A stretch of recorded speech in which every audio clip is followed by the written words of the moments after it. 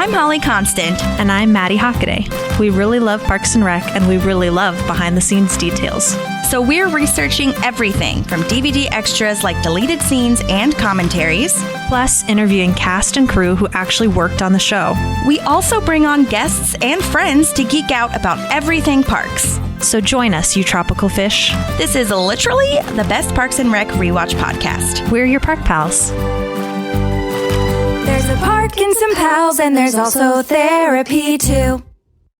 Okay, hello everyone. We are at the trial of Leslie Knope. Things are finally happening. This is a big deal.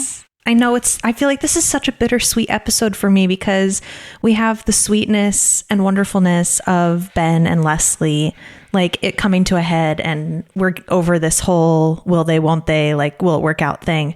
But it's also like what's going to happen to them. Yeah, and it kind of crashes, but in a good way at the same time. I don't know. Yeah. But, okay, well, we're here for Season 4. You said what? We're here for it, though. We're here for it. Season 4, Episode 9. This was written by Dan Gore, who was our friend from Brooklyn Nine-Nine and the Sherverse, obviously.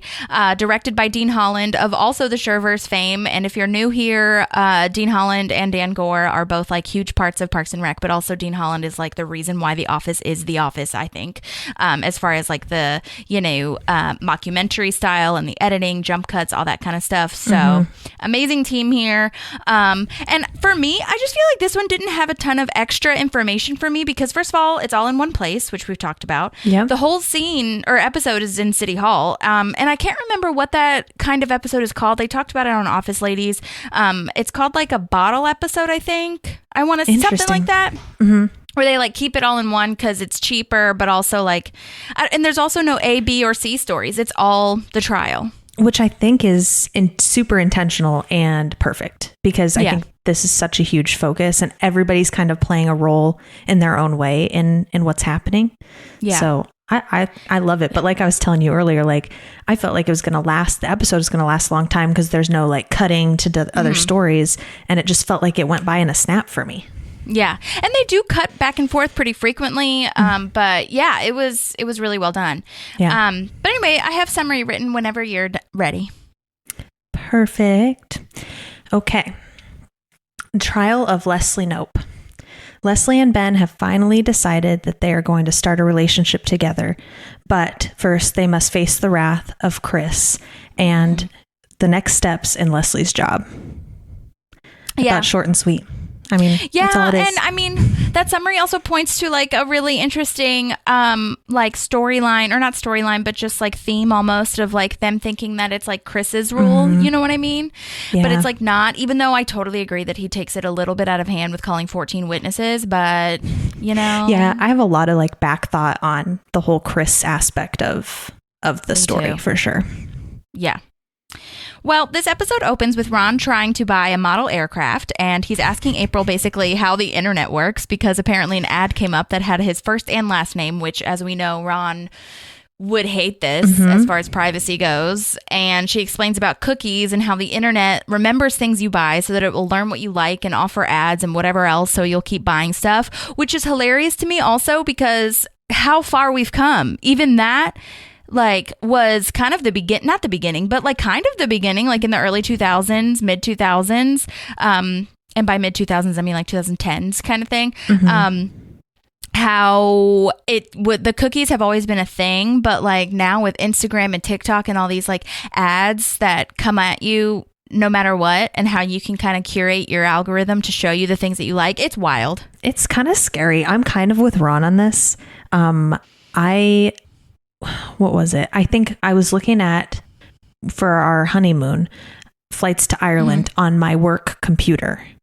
Didn't do any looking because I didn't have, Ivan and I share this computer. So I wasn't looking on here.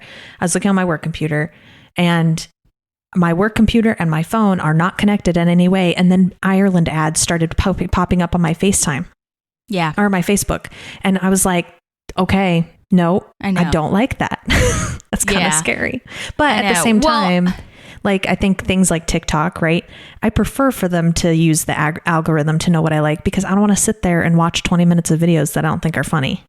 Yeah, that part is true. But yeah, the ads thing, I didn't realize also until this like kind of all started, that like when I would look stuff up on my work computer, I was logged in on my Gmail, and Google obviously knows everything. Oh. So if you were logged into your Gmail, potentially, it does connect to your phone. Absolutely. Yep. Okay. Well, that answers my question. Makes me a little less freaked out. But still, there are times, I mean, obviously, maybe we think we don't talk about or like Google stuff on our phone or whatever, but there have definitely been times when you are literally just talking about it with your friend and then it comes up. And so I have no, like, I don't know, naivety about them potentially listening. Yeah. You know? Yeah. But to me, it seems interesting because, I don't know, the way that I was watching this was kind of like, this is, I don't know, not that it's like biting Ron in the butt, but I also feel like, I don't know, this is capitalism at work, Ron. This is what you love. Yeah. So I don't like, this is the bad side of what you love. So I'm sorry, but that's how it works. Yeah. You take There's pros and cons to everything, bud. Yeah. So anyway, but he learns about Google Earth and throws away his whole computer, which I think is so funny. This very Ron Swanson to throw away a computer that doesn't even solve the issue if you just throw that away. Right. Well, and like breaking your phone and there's it's still information on there in the ether. Yeah, it still lives out there, but it's not just your computer. I loved the edit there. Like there's no explanation, nothing. And I think I love the editing in this episode, and we know why. You explained it in the very first minute of this podcast, but I think that was just one of the greatest things because there's no communication about what he's going to do or anything. We just see him throwing the computer. Totally. And I do wonder how I'm going to have to add that to my to-do list again, because I think I've reached out or tried to reach out to Dean Holland a couple of times, but I wonder how much he did have in this, or maybe in the editing part of it, because I mean he directed it, so I'm sure that he like was thinking of the edit as he's directing too. But there is actually an editor named Ivan, actually, which is ironic. But there's an editor that has edited like pretty much all of up till now the parks. So I don't know if like Dean Holland has been working with Ivan to go through what he wants, or if Ivan took some like knowledge / inspiration from Dean. I don't know. So I'm very intrigued, and I will have to reach out to both of them somehow. Yeah, because that would be fascinating to know. Yeah. I did look up / did a tiny little deep dive on Google Earth and how it started and all these things. I think I was living overseas when it started, and I came back one year, and David and Andrew showed me like, hey, you can see the outside of your house, and we could find my house in Beijing, and it was crazy. Like, it's nuts. It's so detailed. Well, it's kind of like, I feel like my house is my home house, like my hometown and everything is very similar to Ron's house, meaning that there's just trees all around, and there's not really anything else except for like a few spotted houses here and there. So it's really wild to see the satellite view of like all the trees and still see your house. It's nuts. Yeah. But anyway, well, it really began in 2001. And this episode was in 2011, I think, at this point. So it was fairly newish, especially with technology changing so frequently. But it was really started from a company named Keyhole and with the satellites. And so not the cars driving around with the cameras on top. That started a little bit later. It was because like, remember, or maybe when you talk about like your house in Beijing and stuff, like you could see, and what I was just talking about, like the satellite view of it, not like the street view. So that's what started. And like, I mean, you could use satellites have been in use forever. So they just kind of used this technology. But Google acquired Keyhole in 2004. So that was 3 years later after Keyhole started. And Keyhole's Earth Viewer reached reached like the wide public as Google Earth in 2005. So 2005 was really like when it started ramping up. I don't think when it was Keyhole that it like was used as much. I think it was used, but not like to the public. You know what I mean? Right. Had other like specific uses. Yeah. But they used the Corona satellite. This is what I was talking about before. Like satellites have been around forever. And the Corona satellites were operated from 1959 to 1972. So they just used the same technology for this purpose. Okay. So crazy. Very cool. And then 2007 is when they started using the cars. So I don't think by 2011 it was as amazing as it is today, like to see the street view. But that's when they started using the cars to go around. And I read that this made me laugh a little bit, but also like was kind of wild and amazing too, that like in really remote, oh, bless you. Thank you. In remote parts of the world, they actually use like sheep and goats and people who hike around and like tie the camera on them and like, or that's like strapped to their head, especially the like people that are hiking around to get to those really like small rural areas of like, wow, all across the world. It's crazy. What an effort. I know. That goes into that. I know. So anyway, and I think it's also really interesting. I should have looked this up, but there's also that scene in the office when the Google Maps car catches Mose and Dwight on the seesaw. And I think that was around the same time. So it must have been really prevalent. Yeah. Yeah. Probably like with the big new thing, like that Google Earth existed. Yeah. Totally. But anyway, so that's my little deep dive on that. And now we're back at where Leslie and Ben are telling Chris about their relationship. They're holding hands like under the table / next to each other in the chairs. And Leslie's feet are really tapping nervously, which is really a good detail too. Yeah. Oh yeah. Great. I mean, that whole setup that we start there, right? Like zoomed in on their hands and you can see her like bouncing a little bit. And I think it just sets the tone. I love that they're holding hands in solidarity. Like they're coming in doing this together. And I just thought that was really, really nice. It is. It really is. So, and they apologize. I mean, they're not like, you know, fuck you kind of thing. They're like, sorry for the position this puts you in. And Chris gets up and I love this line. Are you hugging or fighting? Hugging or fighting? Let me know. Yeah. None of those things. None of those things. And I love, she has this optimism, right? Like about her, like, this is okay. It's gonna be okay. And Ben's face is just like, honey, no. I know. I love that too of like, you know, what I'm about to say makes me even sadder. Then don't say it. Yeah. But what he is going to say is that Chris is launching a full-scale investigation into the extent of their wrongdoing, and they need to report Monday morning for trial and punishment. But, I mean, I do like that he leads with, you know, this, I love you both, and this really sucks, and I hate this, you know what I mean? Because as much as Chris isn't my favorite character right now, like, you do see the bind that this puts him in. Like, he doesn't really want to do this trial. He's just trying to be a good boss and leader and government employee and all that stuff. I think this is honestly the way he handles this part of it, right? The whole, like, we're going to do a trial is so professional and fair.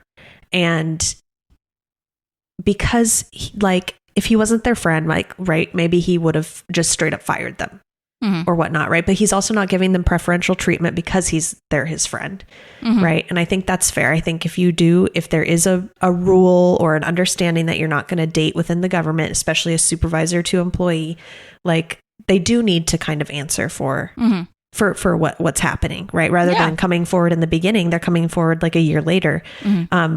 But yeah, it does get a little bit crazy. But right in this moment, I'm like, this was a fair way to do it. Like, I can see this. And I did ask Brooklyn, again, for those of you who are new here, Brooklyn is my sister who works in the government. And I did ask her, like, have you ever been a part of an ethics trial? Like, are these even real? Like, what is the deal here? And she said that she's actually never been a part, like, of them personally or whatever. But she definitely knows that they exist. And I was like, that's so fascinating. And one of the main things she said was, like, people try to work for their spouses all the time. And I was like, oh my God, that's so crazy. Like, I don't know. I mean, I know it's real technically, but to hear that it's like happens all the time where people, you know, spouses try to work for their boss, husband or wife or whatever, like, seems really wild. Like, because you can be in different departments, obviously, but they, you know, if you're reporting directly to your spouse, it's definitely a source of like corruption or it could be rather a source of corruption. It doesn't have to be. But there are times, it's just sticky. And I think there are times too, like in corporate world, which I don't think that's why I think it's so different, because in the corporate world, I think as long as you, like disclose it, then I think it's technically okay. I don't know how the boss and the employee stuff works, but I know I've definitely heard that, you know, like a relationship disclosure form kind of thing. But we have a lot of husband, wife, people that work at our company. And like I said, like Ivan's applied to work there and they have no issue with that. I think it's the whole, is that the person you answer to? Like, it probably can't be. Like, I even think about Jim and Pam, right? Is like, when he's promoted and he's co-manager with Michael, like Pam can still answer to Michael. So it's not like. But then Holly and Michael. That's true too. And that's HR. Yeah. That's interesting. So, I just feel like in the corporate world, it's different. It is like, there's tons of corruption in both places, but the government like should be at least trying to like take some of that corruption away. I don't know. I'm sure that if it went to court in a corporate world or something like that, it would definitely be investigated further. But I think that the government has way more heavy rules around it. Right.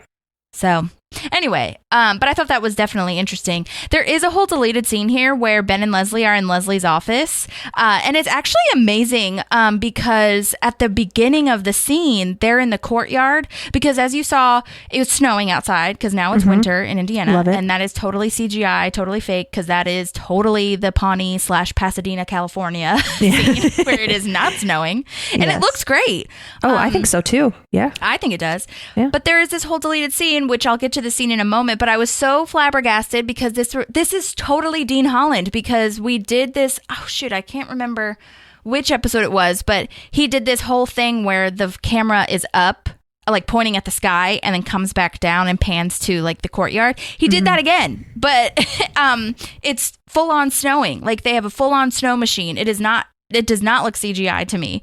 And they're out in the courtyard, which again is on set at CBS Radford in Studio City, California.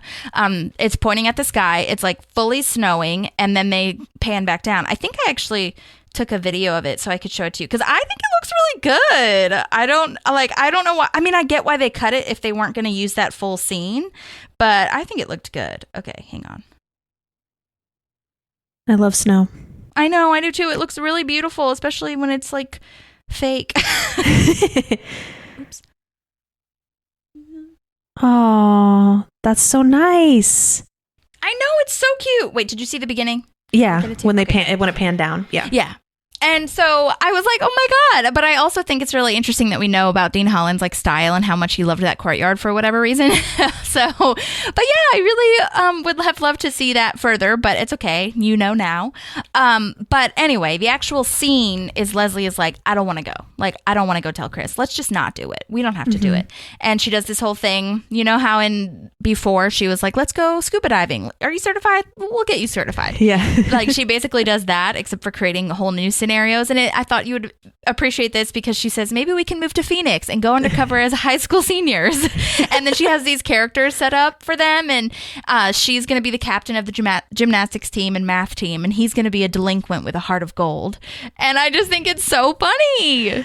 That is so Leslie. It's so Leslie. But Ben says, this is where I was really getting to, apart from the snow and everything. But Ben says, I promise we'll feel better than we're feeling right now. And then in that scene that we do see, he's like, told you we'd feel better, you know? Yeah. And this is one of those, I mean, countless situations that we all come upon in our life where it's like, I really don't want to do this thing, but in a couple weeks, I'm going to feel so much better that I did it. You know? Yeah. In the moment, it sucks. Part of being a human. Yeah. Well, the next scene is Leslie in the council chambers, and she's there at 6:30 a.m. But she got there at 3 a.m. Jinx. Because she couldn't sleep. And Ben says he wanted to come in early to surprise her, but obviously that was, a fool's errand. And he gets her this cute little Sebastian pony. I love it. I love it too, because he knows how important little Sebastian was to her. He still doesn't get it, but he's like, you know what? Like, this is important to her. It'll bring her happiness. So it's so sweet. That was so sweet. It looks so cute. Yeah. And then this is where Ben says she's probably just going to get him the slap on the wrist. Like, don't even worry. Maybe a brief suspension. It's fine. And to Leslie, like, that's awful because that's a permanent record thing. And she's not the kind of person that has a permanent record. And it's just not okay, you know? Yeah, absolutely. For her. Yeah. Oh, yeah. And I mean, I think for a lot of people who, especially because she has these aspirations to go really far in the government, yeah, that's right? True too. She doesn't want that tainting her record. I mean, me as a citizen who votes for people, right? to learn, hey, she has this on her record, but she ended up married to him. Yeah. That would be, for me in the long run, it's like, okay, well, they were meant to be there. You know, it wasn't just this affair type situation, but I can see why either of them were married or dating somebody else or whatever. Or like underage. Oh my God. Or an intern or something. That's true too. Oh my God. But Ben is trying to comfort her and saying that he'll be on the other side of the wall all day. So just look at that scary monster painting and know that he's there.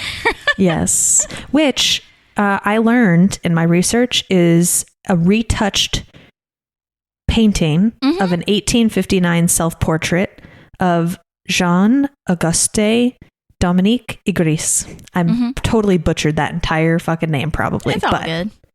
A person. It was a self-portrait. Yeah, he was a French painter from 1780 to 1867, which is crazy. Yeah. I love that they did that. But that's wild that it's like his self-portrait and he made himself look like that. Yeah. I didn't know what they meant by retouched. Like how retouched? Did they like really mess up his like face to make it look worse, or? I feel like retouched is not right. Actually, I would be interested. I didn't do this during my research, but I would be interested to like look up the actual self-portrait, because I feel like it's just the same. You know what I mean? By retouch, they probably didn't. I don't know. Okay, let me see. Self-portrait. Oh, it is. It is very retouched. His face is not.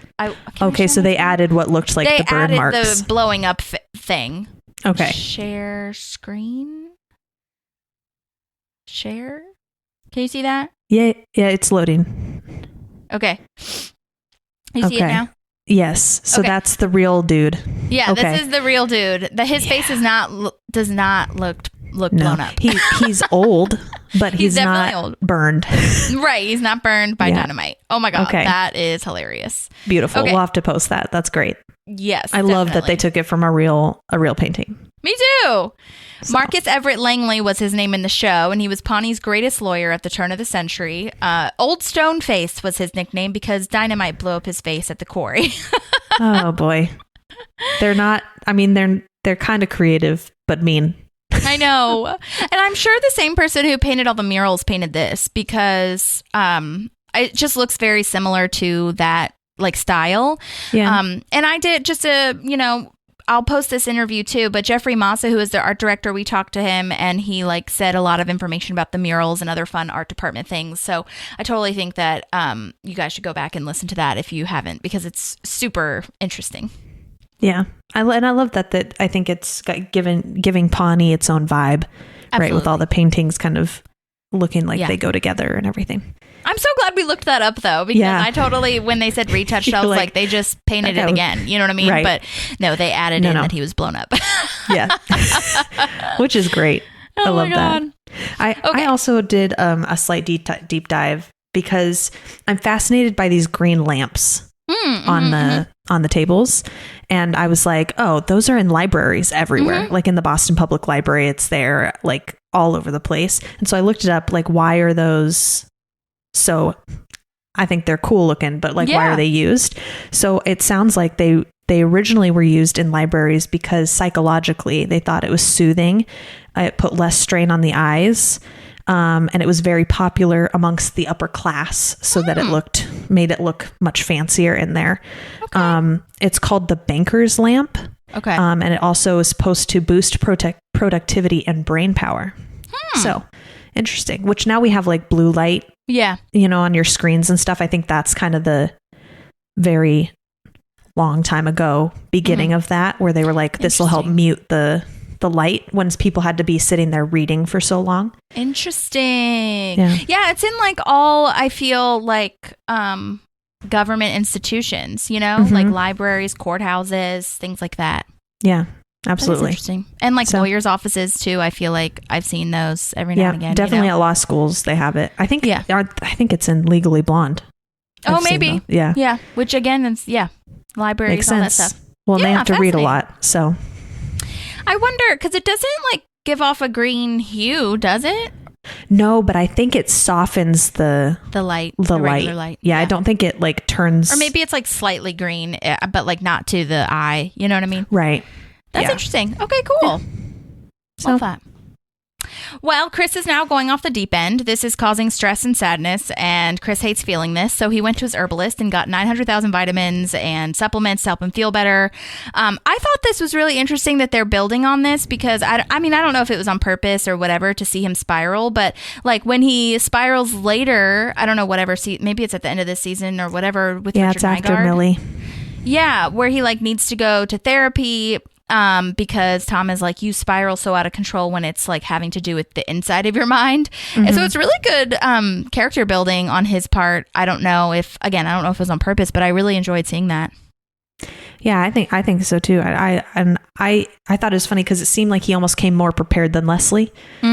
Yeah, because he has that whole briefcase of like all of his stuff that he's unpacking. Yeah. I mean, it's not files and shit; it's vitamins. Right. But I think that's a great point. Like we're seeing that he has this side to him that's like not as stable, right? And I think it also gives him a human quality here because we are upset with him that he's making them go through with it. But I think we're also getting to see the friend side of him that's really beating himself up that he's doing it. Yeah. Which is kind of nice. Nice to see. So I do think he came more prepared though, like in general though. Yeah, that's I true. think she thought she was going to be like, okay, I can prove that we didn't do anything unethical, like by, and then she learns that he got 14 witnesses and she's like, oh, fuck. Right. Well, and I think she thinks back on it and to her, they stopped dating. Right. Yeah. And she's like, well, we, that was our solution, that we obviously didn't do anything wrong. And so I think the fact that he has 14 witnesses is like, am I forgetting something? Right, like, holy crap. Yes, she did. Yes. Big thing to forget to me, but okay. Yeah. That's a separate thing. I did look up St. John's wort because I had heard of it, but I didn't really know what it was. So Chris says he got B12 vitamins, which I knew, and then St. John's wort. But it's an herb, and it's actually a plant with yellow flowers. It's really beautiful, and it's meant to treat depression and anxiety, which makes sense. But it's named after John the Baptist. That's why it's called St. John's wort, because I didn't know that. And the plant usually begins to flower around the 24th of June, which is the feast day of St. John the Baptist. Oh, maybe that's why they called it that. Yeah, that's why it's called that. It's so crazy. But apparently, this is actually really funny to me because it contains many chemicals that act on messengers in the brain that regulate your mood, which a lot of, dietary supplements and things like that do. But St. John's wort specifically is available in dietary supplements in the U.S., but France has actually banned it because of drug interaction concerns. And in other countries, it's only available with a prescription because it can give you like, hallucinations. Hallucinations, yes. Interesting. And so I guess be careful. I don't know. Maybe in the US it's only like a certain amount or whatever, but like in a lot of countries it's not available for like over the counter because of that reason. So it's kind of wild because it interacts with the brain chemicals, you know what I mean? Yeah. I feel like we crack down on our medicine pretty well in this country, honestly. Like make a lot of things prescriptions. So they can be paid for. Exactly. For big pharma. That was exactly where I was going with that. So it's interesting that it's like something we can buy easily. But here. at the same time, I don't know. The Food and Drug Administration is kind of like in some regards a joke to me because like we put so much shit in our like foods and drugs that this makes sense to my brain because the fact that like so many gluten-free and dairy-free people can go to Europe or Mexico and like be totally fine doesn't make sense to me. We have so much processed shit over here. That's really what it is. When I go to Europe, I feel like I just, even if I eat chicken wings every day, I feel like better because you eat what every day? Even if I eat chicken wings every day, it's like I feel better because it's like fresh. Like everything's just so much more fresh. Yeah. So anyway, I thought that was interesting. So maybe I'll have to try some. Very interesting. Okay, so now the trial is starting and the lead jury person, I don't know if it's a jury, but the lead committee person is stating why we're here, asks if Leslie would like to make a statement. This actor is named Kevin Rock. He's been in NCIS, Criminal Minds, 2 episodes of The Kroll Show, which is cool, Rizzoli and Isles, like a bunch of other things, and most recently something called Surfside Girls, where he plays a town person, so I thought that was really interesting crossover with the townspeople. I'm reaching, but I thought that was interesting. But his character name, which I don't ever remember them saying it, not even in the deleted scenes, but his character name on IMDb is Alan Bach, like Alan Bach. And I'm just like, okay. That's his first name? Or that's his first and last? Well, it was together. Oh, interesting. And there was no other name listed. It was just Allenbach. And I was like, okay. All right. Maybe I do feel like this happens a lot in Parks and Rec, where they get a name and sometimes we don't ever even hear it. Right. Totally. So. But I reached out to him, and because he was the only one, I haven't heard back from him yet, but like that's another reason why I was like, this is going faster than I thought, because he was really the only guest star that like we didn't know already. You know what I mean? Right. Yeah. Because Ethel's been there. Yeah. He did a great job. All the witnesses have been there. So yeah. So good job to Kevin. Great job. Love that. And Leslie says for her like statement thing that she's not going to, fight the charges. She's going to admit to the relationship. They did violate Chris's rule. Which he very defensively comes forward and says, it's not my rule. Mm-hmm. Like it's a government rule. It's set in place so that, we're not, abusing the system, basically. I like how much they say, she says Chris's rule. Like she said it, or not Chris's rule, but like they say it so much even before this episode, but in this episode, it's like by the time we get to him like going crazy with it, this is out because she says that I broke Chris's rule, and then he says I'm going to like question everybody, and what's his name says you're bringing 14 witnesses, and that's when she says it again. So it's like this constant buildup, and I actually really liked that. To be honest, that Chris was like, it's not my rule. I don't want to do this. I mean, again, this is where we're still like kind of okay with Chris doing this. Yeah. But like this is a government rule that exists in every government. You can't blame me for your actions. You know what I mean? So like I kind of like that he did that. I like the buildup that you're talking about too, because I think even though us as the audience were so gung-ho Leslie Ben, but seeing the buildup of it being weighed on him and then him blowing up helps us justify, okay, yeah, man, we feel you, we're with you. Because they never call it like a government rule. They always say it's Chris's rule. Right. So anyway, but this is probably my favorite thing where Leslie's explaining Sarah Nelson Quindle, who exposed her elbow, which was a Class A felony, but she accepted her punishment to be set adrift on Lake Michigan like a human popsicle. Look how calm she looks. That's how I feel. What did she say later? The frozen whore. Yes, exactly. I love that so much. Oh my God. Well, and I like that this lady is standing. Like she's there's no way. Balanced on that little piece of ice. Oh my God. Yeah. This is they're not in Canada. In Canada, I feel like you might be able to do that. Yeah, I don't know if ice is over in Indiana enough for you to stand on those. That's true. It did look kind of thick if you look at the picture. That's funny. Okay, well, now Chris is questioning Leslie, and she's explaining the first time they kissed each other on each other's mouths, which is when they were bidding for the state Little League thing to be held in Pawnee, which was a great episode. We love that episode, too. Yes, so good. And Chris asks if there were any special or professional special treatment or whatever. And the way Chris sighs is like, okay, finally it's over. Like, because after Leslie has her little joke of like back rubs and stuff, which wasn't a joke to her. But it seems like Chris is sighing like, okay, thank God that's over. We can move on, because we don't know at this point that he's calling so many witnesses. And then the lead guy, Alan Bach, says that he's calling 14 witnesses. And then this is when Leslie is like, I already admitted it. Like, I think that's what she thought. All she thought she was going to have to do. Like, I admitted I did it. Like, let's move on now. And that's when he's like, which is why she didn't come super like prepared. Right. Right. So, I mean, it's very interesting. And I think Chris, the sigh that he gives is because he trusts her to be honest. Yeah. That she takes her job seriously enough that she would say, yes, I got special treatment, or no. And honestly, I can't look back on a time that she got special treatment from Ben. Right. I think I'm 100% with her on that. Like that. But Chris doesn't believe her. That's the thing. Chris says, like, I think you started this relationship earlier. You're right. I think that you did everything that you're not saying you did. But so that's what is so like hard for me.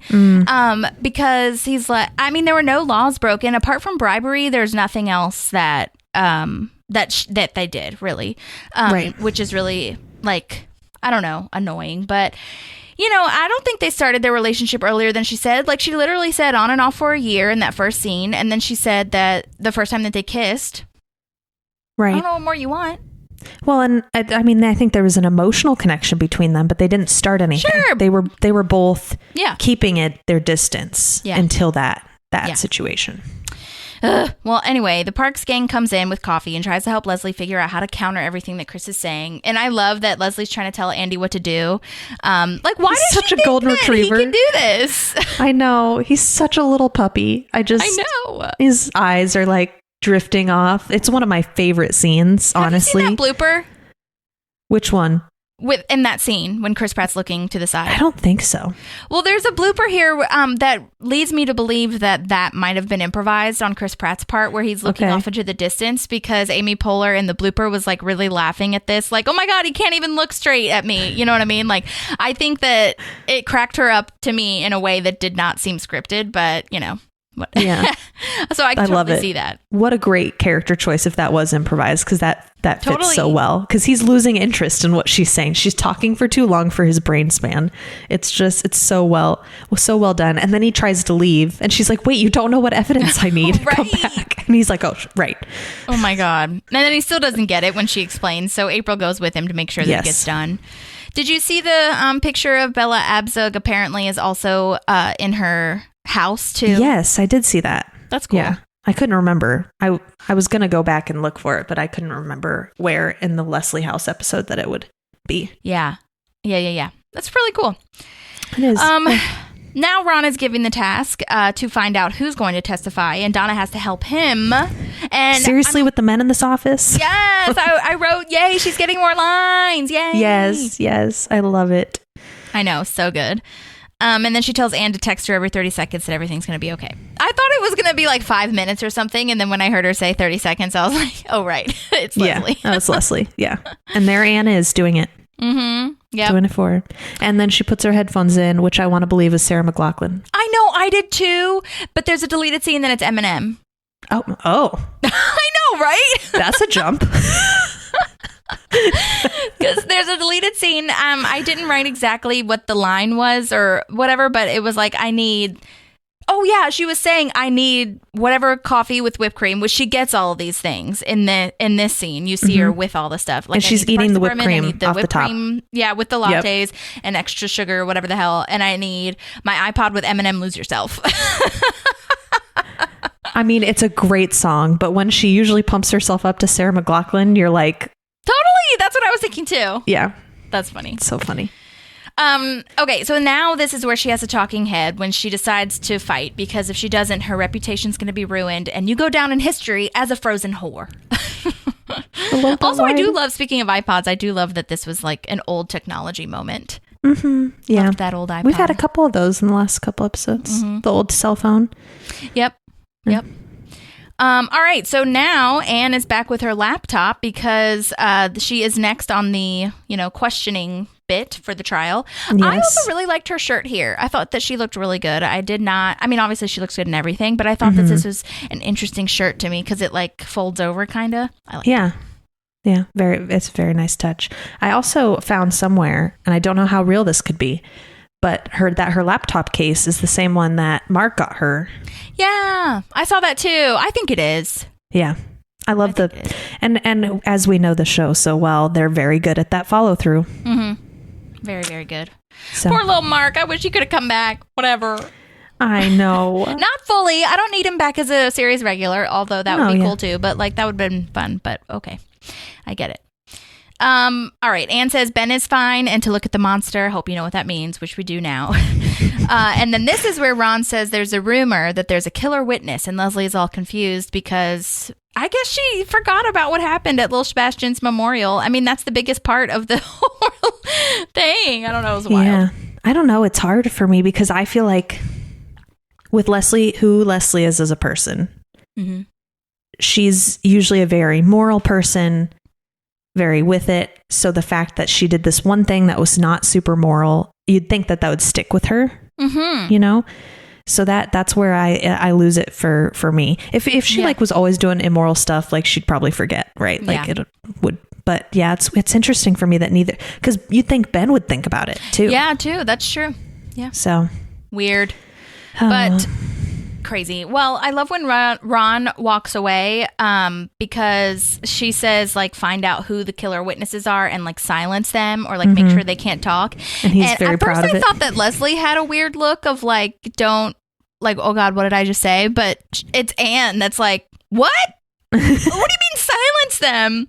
And Leslie's like, yeah, do what you need to do while you're on the ethics trial. You're right. In the courtroom.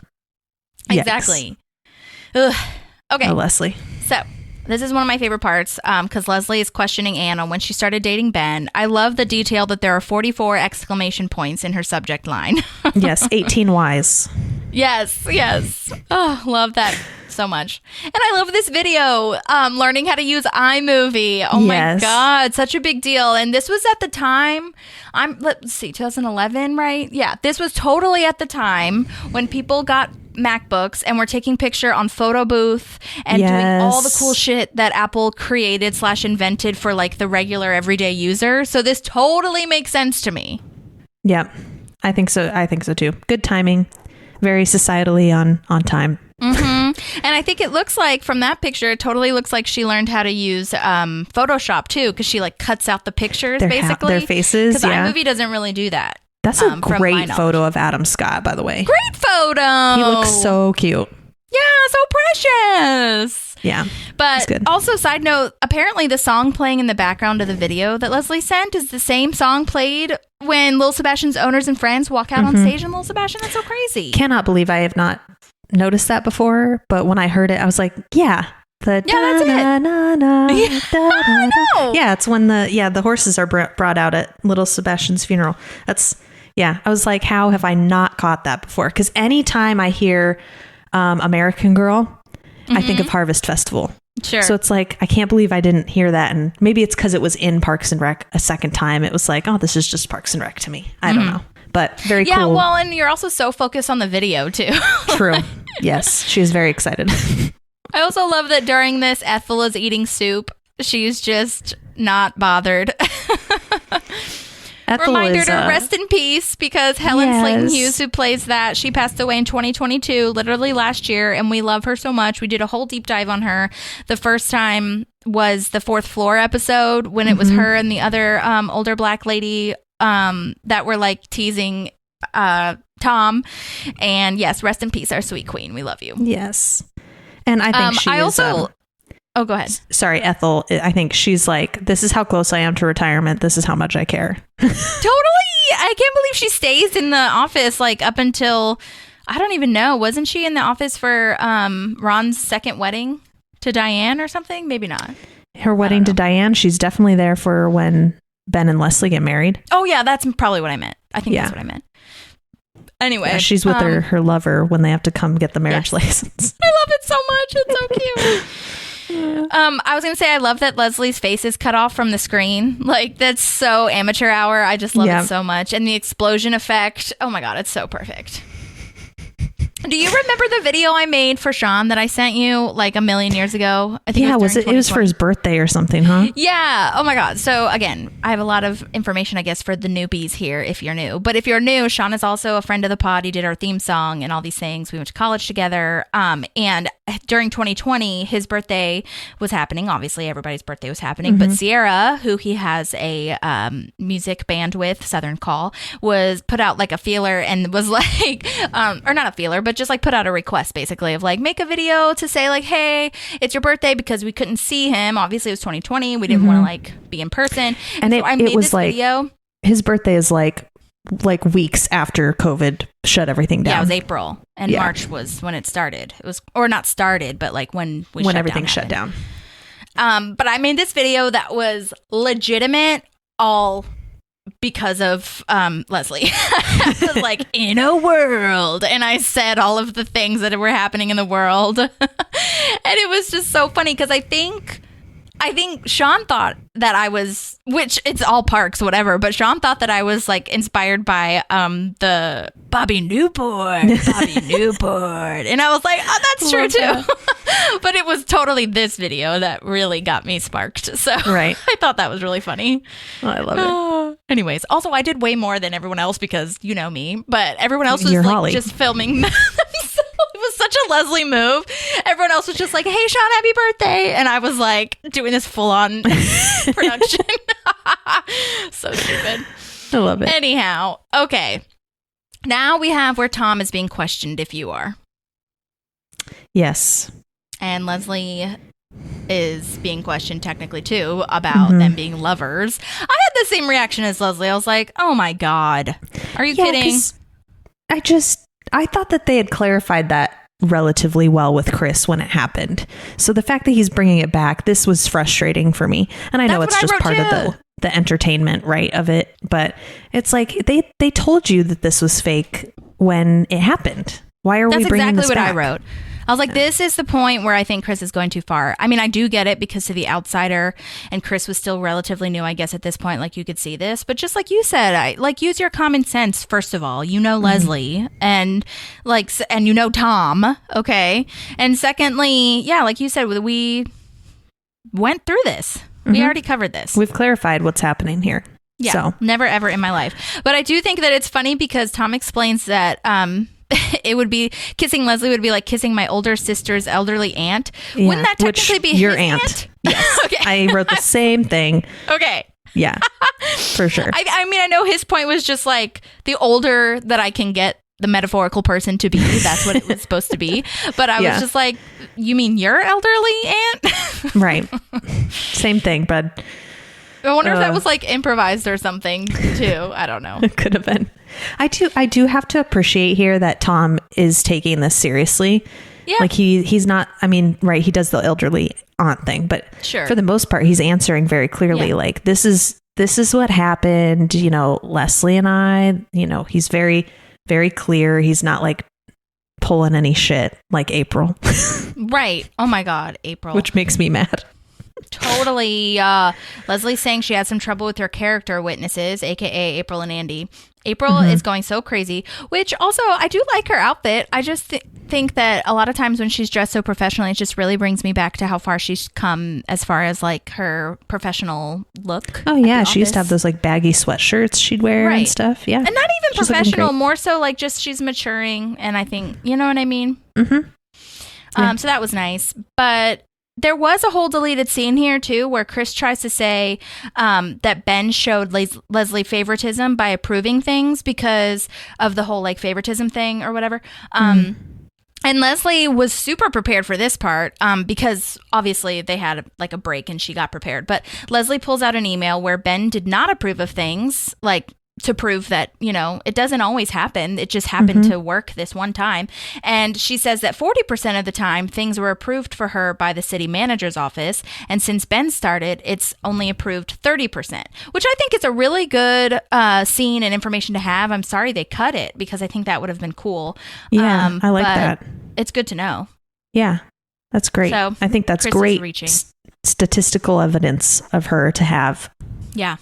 And there were also a lot of deleted scenes where Chris Pratt or Andy's scene was longer, but April's scene was also way longer too.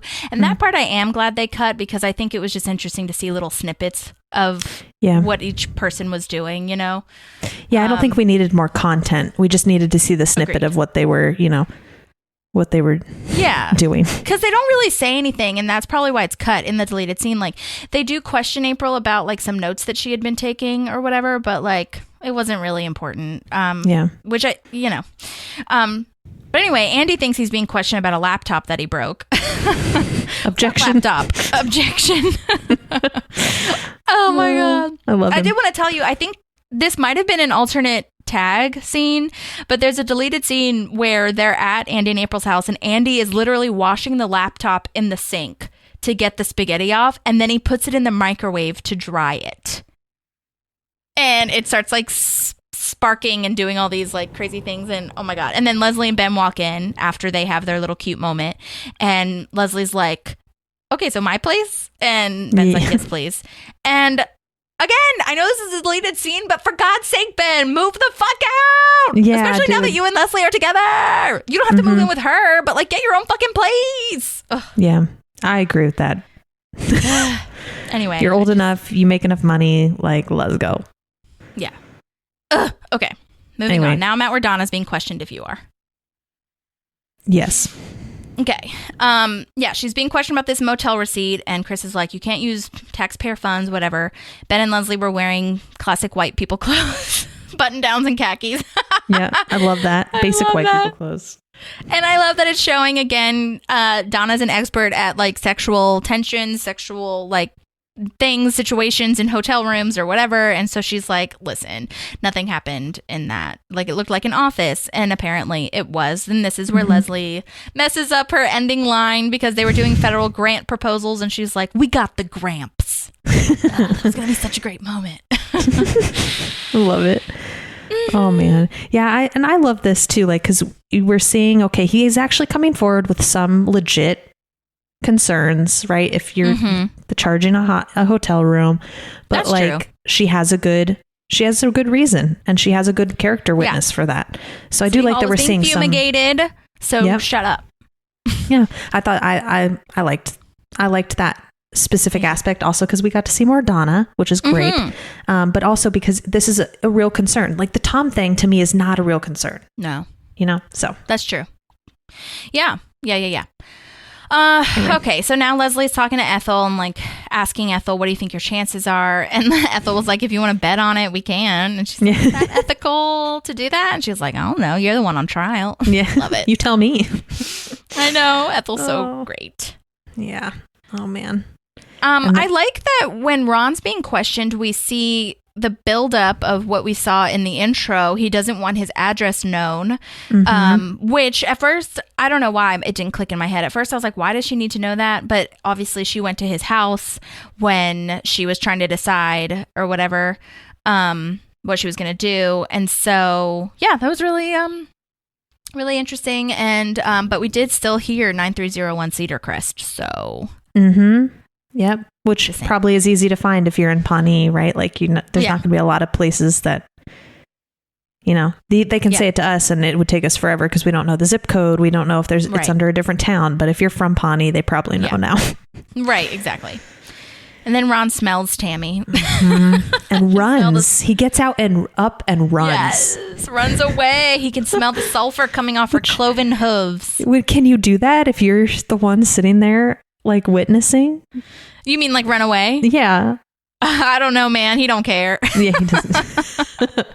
Oh, man. Which, by the way, there's also a deleted scene here where Tammy and Chris are having a moment, and Tammy's like totally flirting with Chris, like a lot.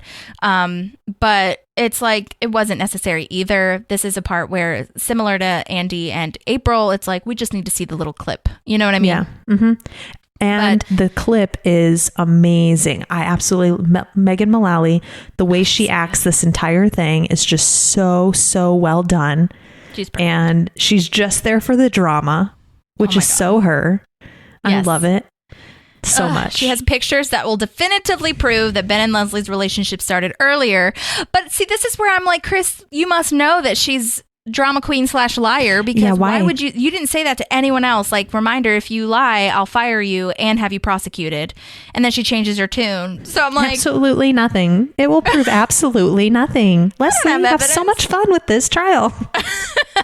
It's so good. I've been watching Will and Grace, actually, like starting from the beginning, because I've never watched it start to finish. And I love seeing Megan Mullally. It's like so wonderful. Yeah, she's and so Sean great. Hayes. I mean, really all of them. But yeah, love it.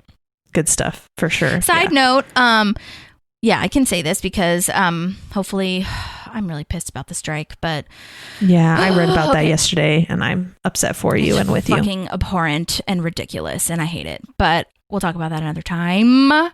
But she is in a new movie right now, which again, it'll be dated by the time I say it, but she is in a new movie called Dix the Musical, and it's an A24 movie that started out as an improv show at UCB, and I can't even get over it. It's the first musical that they've done, or that A24 has done.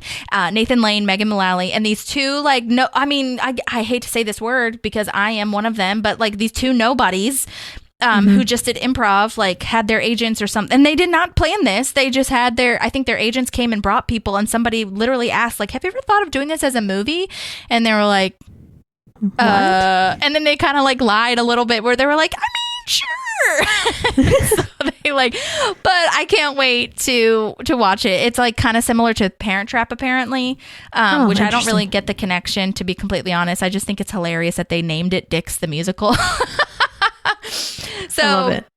And Megan has been posting. I found out about it because it was on Busy Phillips' podcast. They both were on the podcast talking about it, but the two guys that created it. But Megan Mullally is in it, and she's one of the lead characters, and she's been posting about it too. So I think that'll be really interesting to see.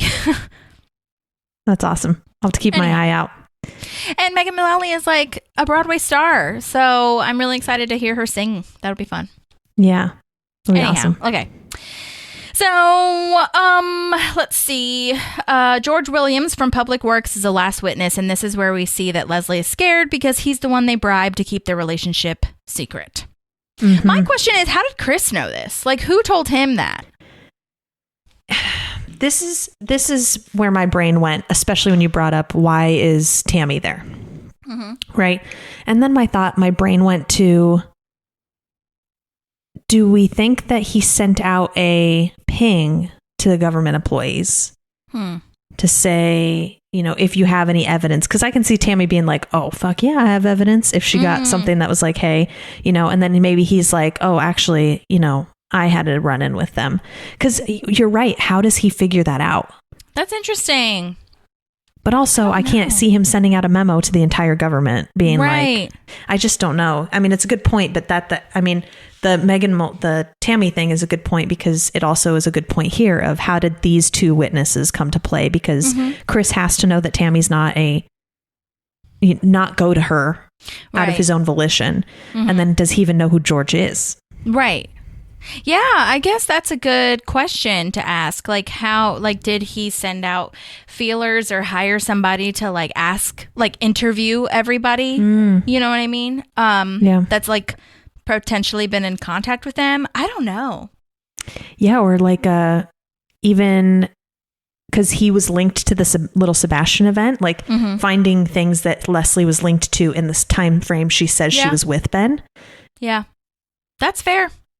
Well, anyway, the point is that this guy, George Williams, which, by the way, is played by Biff Yeager, who did send us voice memos on the Little Sebastian episode, so please go back and listen to that. I did message him again and asked if he had any further memories, but he was like, not really, other than what I told you. So, and I was like, that's fair. Totally get it. That's fine. And Chris is interviewing him now and saying that he saw Leslie kissing Ben at Little Sebastian's memorial. Side note, I love that Chris keeps saying lol, LULL for Lil Sebastian. He really makes it a point to say Lil Sebastian. Yeah, I love it. But Leslie tries to, Chris says, can you point out Leslie Knope in this office or this room or whatever? And Leslie tries to point to someone else as if she's not Leslie, as if he's blind or something. And she's showing her cards right there. Totally. Oh, and it's so good. It's so good. Yeah. And he says that, Ben and Leslie got all nervous when they saw that he was watching them and offered them a gift card. I love this line. My wife said my skin was luminous. He used it. Because I think that's the real damning thing is if they use what they were blackmailed for or whatever, or bribed for or whatever. So if he hadn't used the gift card, it wouldn't have been as bad. I don't think it would have been, because then it would have, I don't know. I'm just guessing, but I think that's why he asked that, because if he didn't use it, I guess they could have potentially said, well, I wasn't a part of this bribe. You know what I mean? Right. I didn't.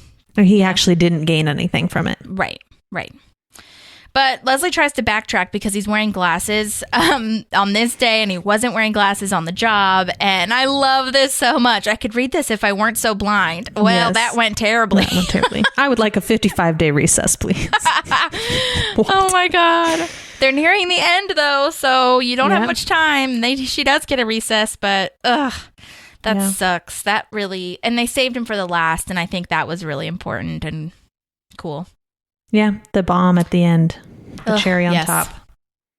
Well, now Leslie is saying to the parks people, read through all these books, try to find some rules or something that could save her.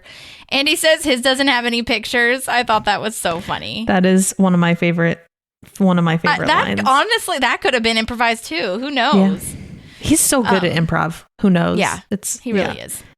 But that seems like so much work, though. Honestly, if I come in there as Leslie's friend, and she's like, start reading through all these books with the laws in it. I'm like, we have 10 minutes, friend. I know. Like, we need a better strategy. I feel like it's a waste of time. You're not going to find anything in like 10 minutes. Yeah. And there are really crazy laws banning missionary position. Black people can't use city sidewalks. Like, it's so wild. Yeah. And I'm going to post this. I found this link that says outdated laws that you might have broken. And so there is this website. Again, I did not do further research on whether these things are accurate, but I'm pretty positive that they are. And I'll post it so you guys can do your own research. But I'll just read a few of them. The first one was Indiana, actually, that I was going to read. That's just the third one on this list because this one has 7 outdated laws. In Indiana, black cats are required to wear bells around their necks on Friday the 13th. Okay. The small town of French Lick Springs takes superstition seriously. In 1939, the law was put into effect during the World War II era to ease public stress. It still exists today, so if you're looking for a place to test your luck on the next Friday the 13th, which was yesterday for us, Indiana might be a good place to be. All right. Which I think that's hilarious. That is funny. I was trying to find some other places. I guess the closest place on here for you would be Wisconsin. If you're a fan of dairy in Wisconsin, butter and cheese are required to be highly pleasing. Since this state is known for dairy farming, they take pride in protecting their reputation. The Wisconsin state legislature contains several ordinances detailing these palatable requirements for both cheese and butter. So if you're looking for dairy that's required to be delicious by law, you'll find what you're searching for in Wisconsin. There you go. Crazy! It's true. I've not had bad cheese there. You said what? I've not had bad cheese there. Same. Okay, then I just have 2 more, and I'll just read like the headlines, not the actual description, because they're pretty explanatory. In Arkansas, it's illegal to mispronounce the state's name. A lot of people say Arkansas. Oh my God. And then in Connecticut, a pickle cannot be sold unless it bounces. The fuck? When's the last time you checked to see if the pickle you're about to eat bounces when dropped? Never. It enacted in 1948 to prevent fraudulent salesmen from selling unfit pickles. Today, the law still exists, but of course isn't actually enforced. So is a pickle bad if it doesn't bounce? I don't know. Okay. Oh my God. Maybe. I don't like know. It was too dense with juice or something? I don't know. Wow. In Maryland, it's illegal to swear while driving.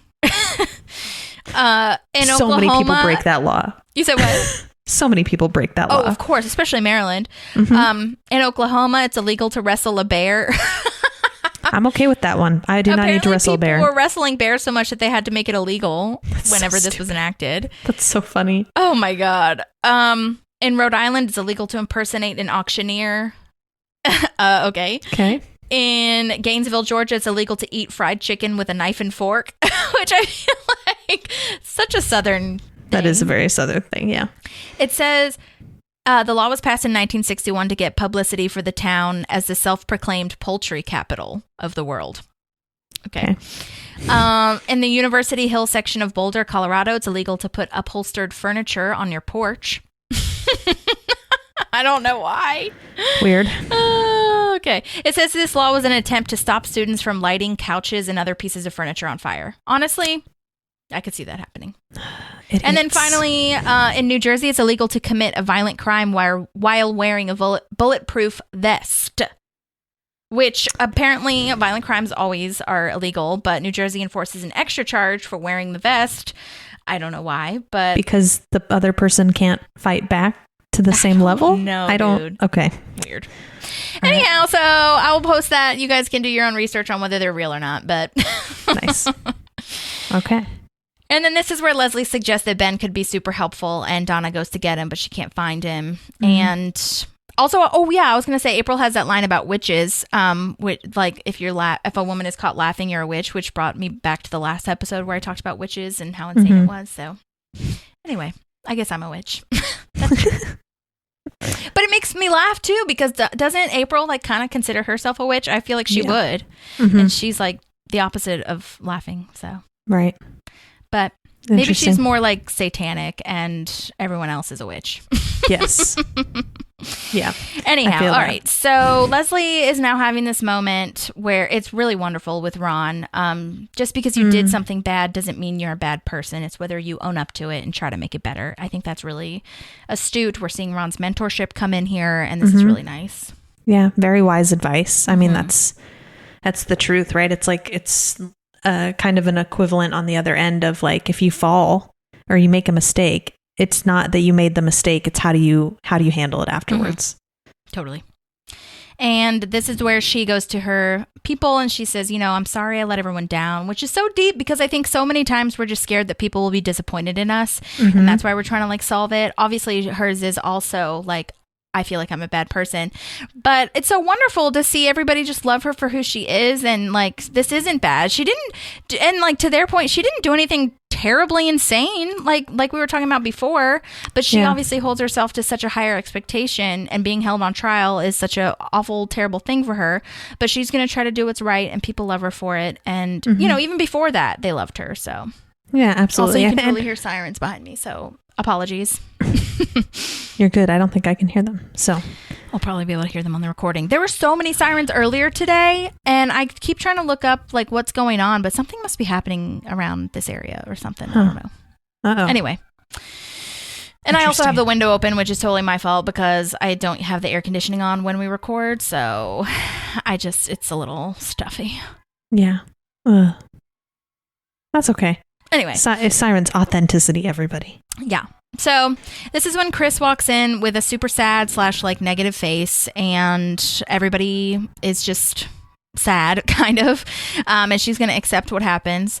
And then this is where we get kind of a little, switcheroo, where the committee says she's going to be suspended for 2 weeks with pay, which is so the opposite of what we thought was going to happen. We all would love that. Yeah. I would love that. Would be great. And then this is where she's like, I should have gotten fired. Like, what happened? And she asks Chris, like, why, what happened? Like this, And then this is where we find the sad news that Ben resigned for her for this. And that is why. Yeah. And this is where he says he was just doing his job to prevent corruption. Hopefully she can understand. I personally, again, as we got further in the episode, don't think that it needed to go that far, but whatever. I get it. It's tough, I guess. Yeah. Yeah. I think the reason I'm trying to, that I'm trying to see from Chris's point of view is he doesn't want it to come back that he was too easy on them, and that seemed like special treatment. Yeah. As a friend. But again, I'm with you. I'm still with you emotionally on it, right? Yeah. I'm just trying to feel that devil's advocate. No, totally. I see both sides, and I totally do. I still think you went too far. For me personally, just because I love Leslie so much, of course. Yeah. But also, I definitely see Chris's side, especially like we talked about. They keep calling it Chris's role. They keep blaming him. They keep like saying I didn't actually do anything when really they did. So like I do get it. I see both sides for sure. But I'm always going to be on Leslie's side. Even though it's not always the right side to be on, but in this case it is. So, but no, it comes to a good closure, I feel, with them kind of revealing what happened. I do love Chris's line of Leslie's the only person he's met who's worthy of being Ben's girlfriend. That's really special, I think. Yeah. And I think that's him coming through to speak about that he's happy about the relationship. He's not mad that they're together. He's mad about how it happened, kind of. Yeah, I guess that's fair. And then he says that the last page of the transcript is on record of Ben's, committee meeting, and that she should listen. Oh my God, I love Ethel so much. Rest in peace. I cannot even. And this is, again, also where Chris is saying the lull, even in this part of it, which I thought for Lil Sebastian, which is I think is great. Side note, I mean, he kind of like prefaces it with this, like when he says, like, can I just ask you one final question? This question isn't, to me, needed.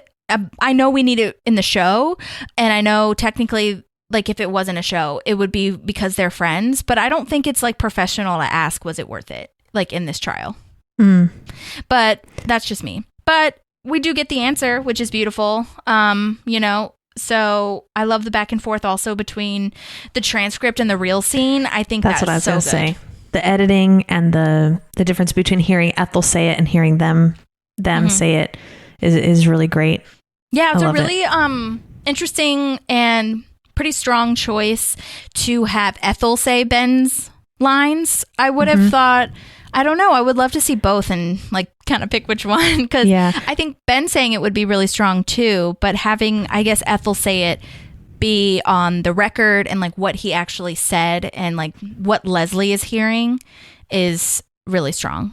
I think that's where it worked for me, was that you're hearing it as Leslie's hearing it rather than hearing it detached from Leslie. Yeah. But then also the first time we get to hear it come from Ben's lips is actually to Leslie. Yeah. Rather than to Chris. Yeah. That's fair.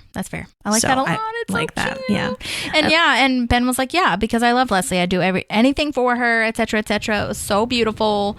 And I love Ethel's, oh my God, I love it. Crying noise. Nose blow. It's so punctuated the way she says it. Totally. And this is one of my favorite Ben lines, and what I think my favorite line in the episode, when Ben's holding Chris and he's like, let it out, I guess. It's like, because Chris is more emotional about all of this than Ben is. So totally. And for me, again, who knows how deep this was meant to be, but for me as an audience member, having analyzed this, but even maybe not analyzing this was such a huge deal, because Ben's whole identity from the minute we met him was building himself back up to be professional from the scandal of Icetown, making it more rigid guidelines, getting back to being a politician / like a good government employee, doing everything right. And he is now blowing literally all of that up for Leslie. And it's like so wonderful and emotional. And I think he's seeing that there is now, because Leslie, I think, has maybe had a better balance of it at first, I think, of like both life and work, or maybe she just combined them so much that it didn't matter. But to him, I think he didn't see anything more important than that. More important than building back his reputation, building back his career. And now he's seeing that there is more to life than being so uptight about everything. And it's really transformative, I think. Such a great, interesting character arc for us to see. So I thought that was really lovely. I agree. And we see the selflessness here. So. And now we see Leslie coming home, and she brings Ethel so they can reopen the record. Oh my God, Ethel / Helen is so freaking cute. I can't stand it with that little reading light / lamp and her little smile. It's so precious. How did she talk her into like, hey, just take a real quick trip over here and then also go home right after? I know. Oh my God.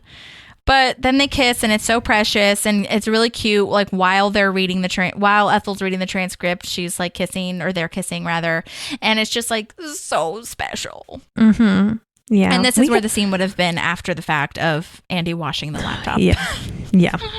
My gosh, and the snow looked great too. Yeah, I love the snow. It adds that really cute romantical factor to it. There's so many moments where these kisses for Ben and Leslie are like monumental kisses. Like when he grabs her after the Little League thing, when they kissed at the end of the last episode in the Smalls Park, and now when they're kissing here, it's like these big monumental moments for the relationship. So they're these like, I think it's just so cool, because I think a lot of times when we have those moments in a TV show, there's one of them, and it's like, okay, well now they're together, and they've got a couple. That's so true. Good point. All right, well, now we're at the tag if you are. Yes. And we are learning that Jerry's name is Gary, and the old director called him Jerry, and he never corrected him, so now it's Gary. He shows his ID and everything. Remember in the last episode, his old Parks ID also said Gary. We talked about that. And they just can't get over it. They cannot get over it. They need a 5-minute break to process this. And literally everyone is on board, which I think is hilarious, especially Chris. Chris is like, oh my God, you can't even say your name right. Like, whatever. Right. It's so great. I love it. I know. I love it. It's a great little side. And because his testimony, like, it's not bringing anything to the actual trial. So it is a perfect tag. Yeah, that's so real. That's real. Did you see the trivia moment about Jerry's mom calling him Gerald? Yes. That's so crazy. Yeah. In the time capsule episode. Yeah, Jerry's mom calls him Gerald in her diaries. So to his mom, his name is Jerry, or maybe she said Gary is short for Gerald. I don't know, but I think it was probably more of an oops moment, but I think that's kind of funny. Yeah. It's very interesting. I would love to see what his birth certificate says, because his ID obviously says Gary, which should be enough. But at the moment of birth, what did they type? Right. Well, what was it that day? Yeah. Oh my God. It's just hilarious how that keeps building, how he's eventually going to be Larry and all these things. And Terry. Oh my God. It's great. It's so Anyway. funny that they picked a name that rhymes with so many other names. Exactly. I know. Oh my God. I bet they didn't do that on purpose and it just fell into that. Absolutely. Well, that was the trial of Leslie Knope. That's all I got. Yeah. That's all she wrote. Mm-hmm. But So- a good one. A lot happens, but it feels like everything moves so fast. But we've got some closure on the Ben and Leslie stuff. We're not going to be as uptight about it. Like, we're not going to be as worried about them getting caught anymore or anything like that. So yeah. And now it's really interesting because we'll get to see Ben figure out his life and what he's going to do apart from the government in the secular world. And I think it's just really interesting to see that and what he's going to be, pursuing next, because he does have a lot of skills that are so transferable to everything else. Absolutely. So that's really cool. And I'm excited to see that. We've got a lot of, Leslie Knope is not going to be good with having 2 weeks off. So I would love, I can't wait to analyze that part of it too. Yeah, that'll be good. And the next steps for her, what this scandal will do for her job and her run for city council. Yeah, we're getting close to the ice skating rink episode. Yes. Get on your feet. The best. So all right, good. everybody. Well, let us know if you have any other questions or anything else that we can look up for you. But anyway, we hope that you have a good week, and we'll see you next time. See you next time. Bye. There's a park and some pals, and there's also therapy too.